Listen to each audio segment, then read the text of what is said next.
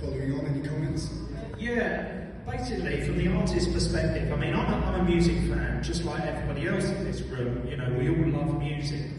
And I found it a much easier way to orange pill the artists from the perspective of, you know, it's like food, isn't it? We're all kind of into it, do you know what I mean? We're not necessarily into the economics.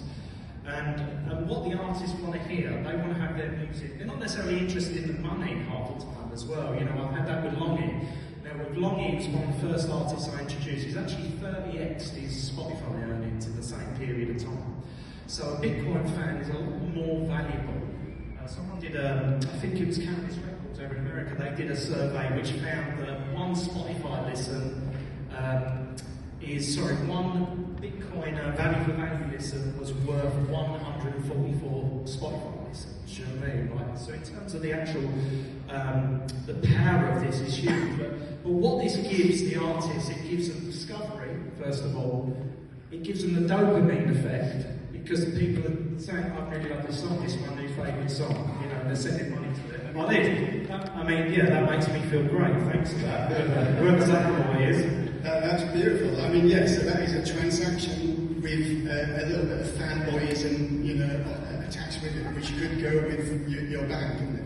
100%. So they're getting the dopamine from not only that, but there's charts as well. There's actual RSS charts, which are, you know, they're not done by radio play and things like that. They're done by amount of wallets that have donated, the amount of total sats that are donated, and they're updated every hour. Is it every hour they're updated? The charts. Yeah. So the charts are updated. So I have the artists. I send them a WhatsApp message and tell them, mate, you're in the top 10. They're like, oh, man, it makes them feel so good. They've never had that dopamine rush attached to their creativity before. So we're all aware of, artists are intrinsically aware of the problems with money and monetizing their art and their creativity. This solves it, and it removes all the gatekeepers, it removes all the geography. Longy can go on tour America now, probably. He's picked up that many new bands in.